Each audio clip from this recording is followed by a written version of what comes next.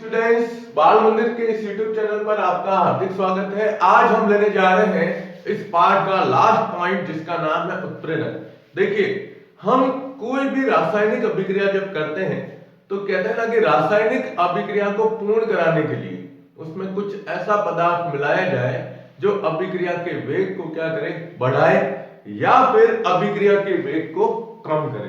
तो उत्प्रेरक मतलब यही होगा कि ऐसे पदार्थ जो रासायनिक अभिक्रिया के वेग को परिवर्तित करते हैं। ध्यान से सुनिएगा, ऐसे पदार्थ जो अभिक्रिया के वेग को क्या करते हैं, परिवर्तित करते हैं, लेकिन स्वयं उस अभिक्रिया में अपरिवर्तित रहते हैं। कहने का मतलब यह है कि एक अभिक्रिया जब चलती है तो उस अभिक्रिया में आप जब कोई भी उत्प्रेरक मिलाओगे तो वह उत्प्रेरक अभिक्रिया के अंदर तो जाएगा, मतलब भाग लेगा, अभिक्रिया के वेग को परिवर्तित भी करेगा, लेकिन अभिक्रिया संपन्न होने के बाद वह उसमें से क्या हो जाता है, अलग हो जाता है। ये प्रक्रिया जो होती है ये उत्प्रेरक कहलाते हैं पदार्थ, और इस पूरी प्रक्रिया को उत्प्रेरण के नाम से जाना जाता है। देखो, अपन इसकी परिभाषा लिखते हैं कि एक ऐसे पदार्थ जो रासायनिक अभिक्रिया में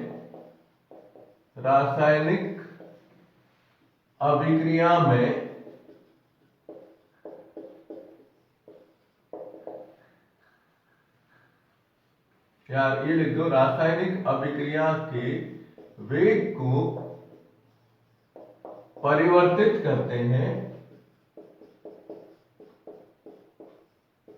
तथा स्वयं अपरिवर्तित रहते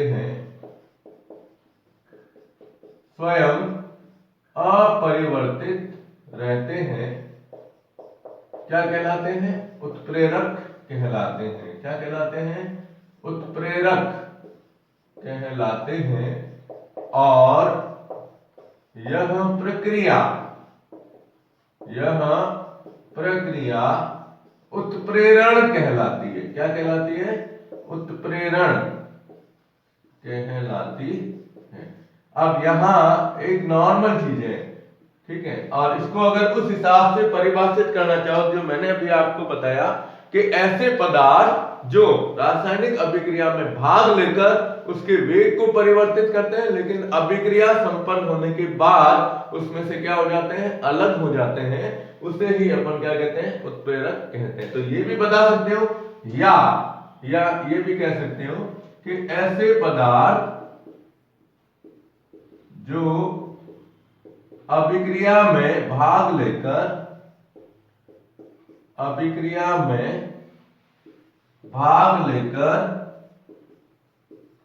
उसके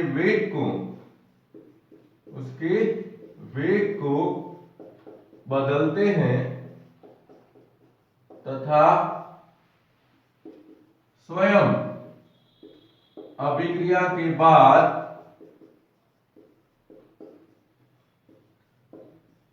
पृथक हो जाते हैं, उत्प्रेरक कहलाते हैं। ये भी आप इसमें परिभाषा बता सकते हो। यानी खुद अभिक्रिया में जाएंगे और अभिक्रिया में जाने के बाद क्या होगा,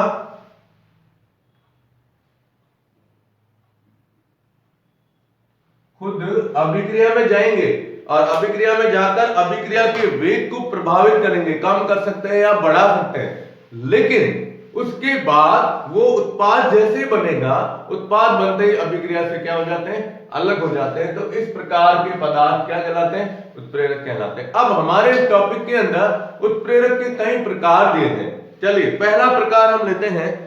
देखो आप, उत्प्रेरक के प्रकार। उत्प्रेरक के प्रकार में पहला हम लेते हैं भौतिक अवस्था के आधार पर। भौतिक अवस्था के आधार पर, भौतिक अवस्था का मतलब यह है कि जो आप रासायनिक अभिक्रिया बता रहे हो उस रासायनिक अभिक्रिया में क्रियाकारक, उत्पाद और उत्प्रेरक उनकी भौतिक अवस्था क्या है। ठीक है, इसमें पहला आता है समांगी उत्प्रेरक। क्या नाम बोलते हैं अपन? समांगी उत्प्रेरक। समांगी उत्प्रेरक का मतलब ये होगा कि इसमें अभिकारक उत्पाद तथा उत्प्रेरक तीनों की भौतिक अवस्था समान होती है।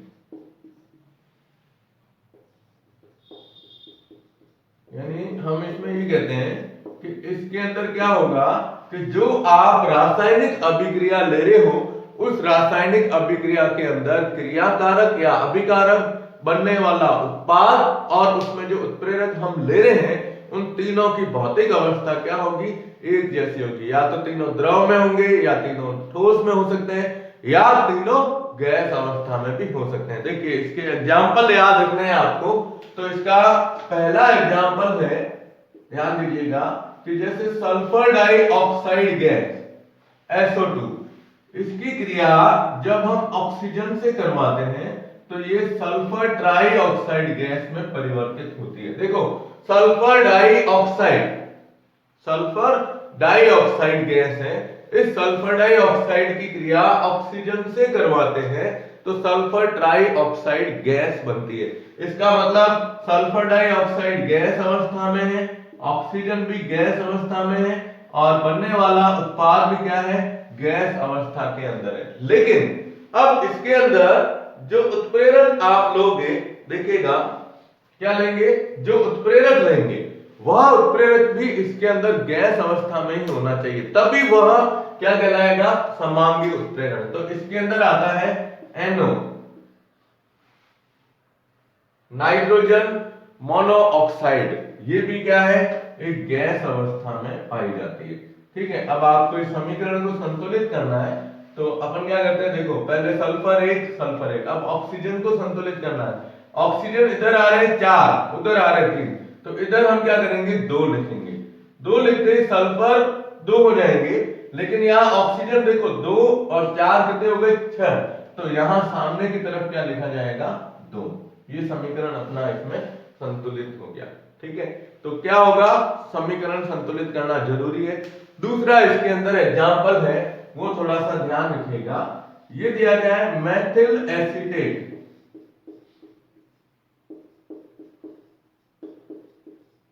का जल अपघटन। मेथिल एसीटेट का जल अपघटन। ठीक है, अब कैसे है? तो इसका सूत्र याद रखिएगा, CH3 C double bond OCH3। ठीक है, जल अपघटन करते हैं तो HOH लेंगे। उत्प्रेरक है इसके अंदर HCl, ये भी कौन सी अवस्था में? लिक्विड। ये भी लिक्विड, और ये भी कौन सी अवस्था में? लिक्विड स्टेट में।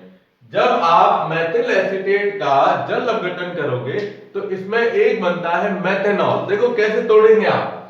यहां से H लो और यहां से इसको तोड़ो, ये पूरा ये पार्ट अलग हो जाएगा, CH3OH मेथेनॉल, और साथ में बन रहा है CH3C डबल बॉन्ड OH। तो एक तो बनेगा CH3OH प्लस साथ में बनता है इसमें CH3C डबल बॉन्ड OH। ठीक है, ये मेथेनॉल है और ये है एसिटिक अम्ल। क्या नाम है? एसिटिक अम्ल। ये भी लिक्विड स्टेट में होता है और ये भी लिक्विड स्टेट में, यानी सब क्या होते हैं? द्रव अवस्था के अंदर पाए जाते हैं। तो ऐसी रासायनिक अभिक्रियाएं जिसमें क्रियाकारक, उत्पाद और उत्प्रेरक तीनों एक ही भौतिक अवस्था है, तीनों की भौतिक अवस्था समान होती है, तो हम उससे क्या कहते हैं? समांगी उत्प्रेरक कहते हैं। ठीक है, स्क्रीनशॉट ले लो इसका। ओके, और सेकंड हम लेते हैं विसमांगी उत्प्रेरक। देखो आप,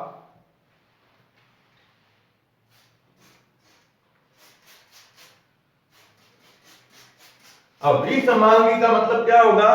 कि क्रियाकारक, उत्पाद और उत्प्रेरक तीनों एक ही अवस्था में नहीं होते, यानी दो पदार्थों की अवस्था सेम हो सकती है, तीसरे की क्या हो सकती है, अलग हो सकती है। देखिए आप, विसमांगी उत्प्रेरक क्या होता है?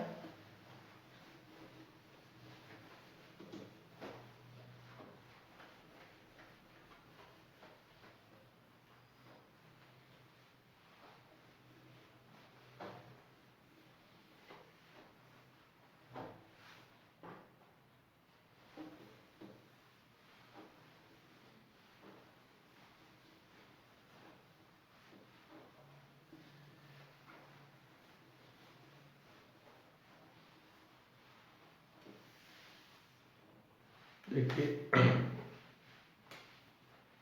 दूसरा है विसमांगी उत्प्रेरक। अब इसमें हम क्या कहेंगे, तो पहले आप इसकी परिभाषा बताओगे कि इसमें अभिकारक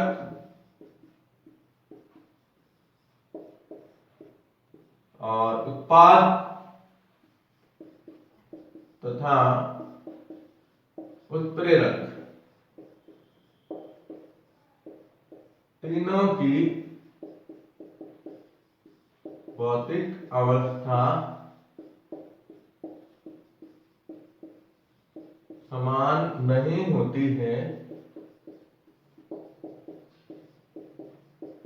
ये भी कह सकते हो या ये कह सकते हो कि दो की समान हो और तीसरे की अलग हो, इस तरह से भी बता सकते हैं।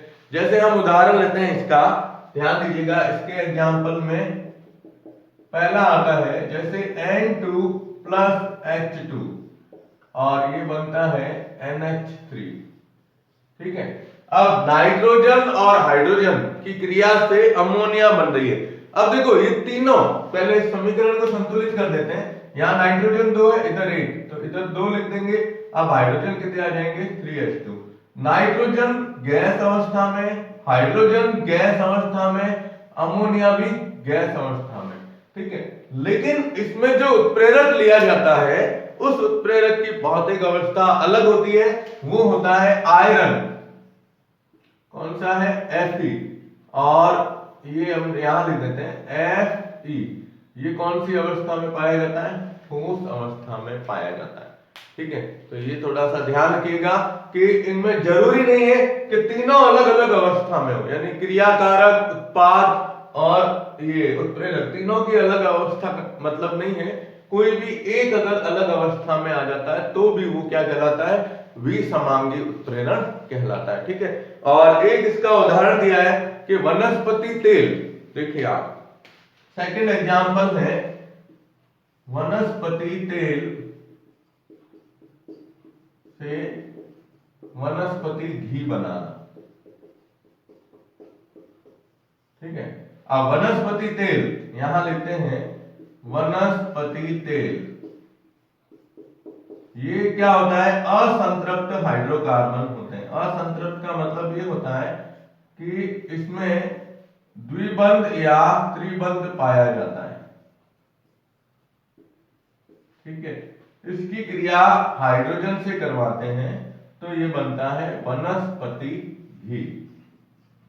और ये जो वनस्पति घी बनता है ये संतृप्त हाइड्रोकार्बन कहलाते हैं,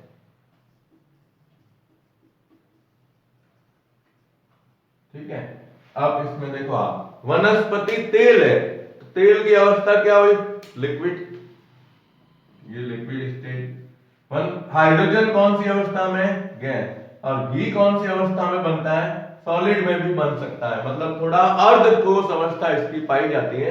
लेकिन इसमें जो उत्प्रेरक लेते हैं वो निकल धातु लेते हैं और इसकी अवस्था कैसी होती है, ठोस अवस्था में पाया जाता है। तो वनस्पति तेल से वनस्पति घी के निर्माण की क्रिया इस प्रकार से दर्शाई जा सकती है, ठीक है। तो आप इसका स्क्रीनशॉट ले लो, ओके। और दूसरा हम ले रहे हैं इसके अंदर, वो है अभिक्रिया जो होती है, अभिक्रिया के वेग के आधार पर, कि भाई अभिक्रिया का वेग किस प्रकार से होगा उसके आधार पर ले लेते हैं। इसमें एक आएगा धनात्मक उत्प्रेरक और दूसरा आता है ऋणात्मक। अब देखो इसको अपन तुलना में ले लेते हैं, ठीक है।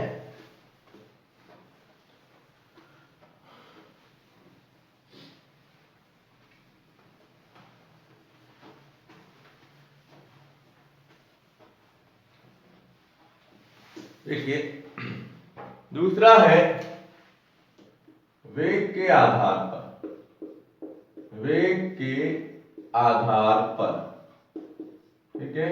अब वेग के आधार पर में पहला लेंगे धनात्मक उत्प्रेरक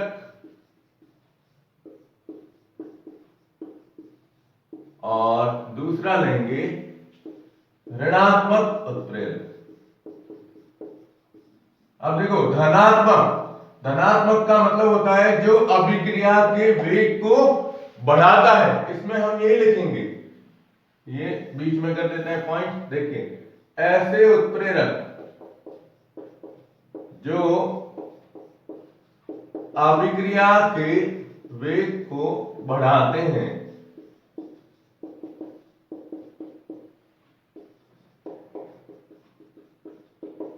बढ़ाते हैं, और इसमें हो जाएगा कि ऐसे उत्प्रेरक जो अभिक्रिया के वेग को कम करते हैं, कम या क्या करते हैं, मंद करते हैं। अभी तो आप नाम से ही बता सकते हो, है ना, लेकिन इसमें उदाहरण ध्यान रखने हैं। पहला उदाहरण धनात्मक का अपन लेते हैं। ये अभिक्रिया आई हुई है कि KClO3, इसको हम जब तोड़ते हैं तो बनता है KCl प्लस O2, ठीक है।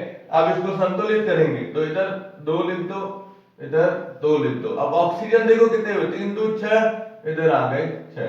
तो ये अभिक्रिया है, ये पोटेशियम क्लोराइड कहलाता है। क्या कहलाता है, पोटेशियम क्लोराइड। ये पोटेशियम क्लोराइड और ऑक्सीजन, इसके अंदर उत्प्रेरक काम में लिया जाता है MnO2। ये उत्प्रेरक जो होता है MnO2, ये अभिक्रिया वेग तथा ऑक्सीजन की मात्रा को बढ़ाता है, ये ध्यान रखना है। अभिक्रिया का वेग तो बढ़ाता ही है, लेकिन इस अभिक्रिया के अंदर ऑक्सीजन यानी उत्पाद की मात्रा को भी अगर बढ़ाना हो तो भी ये इसके अंदर संयोग करता है। और दूसरा आता है ऋणात्मक उत्प्रेरक। इसमें हम उदाहरण लेंगे हाइड्रोजन परऑक्साइड। देखो हाइड्रोजन परऑक्साइड बहुत ज्यादा हम कह सकते हैं क्रियाशील होती है। अगर आप उसको वायु में खुला रख दो तो बिल्कुल क्या हो जाएगी, H2O2 है तो इसका विघटन हो जाता है या अपघटन हो जाता है। देखिए पहला जैसे आता है H2O2 हाइड्रोजन परऑक्साइड,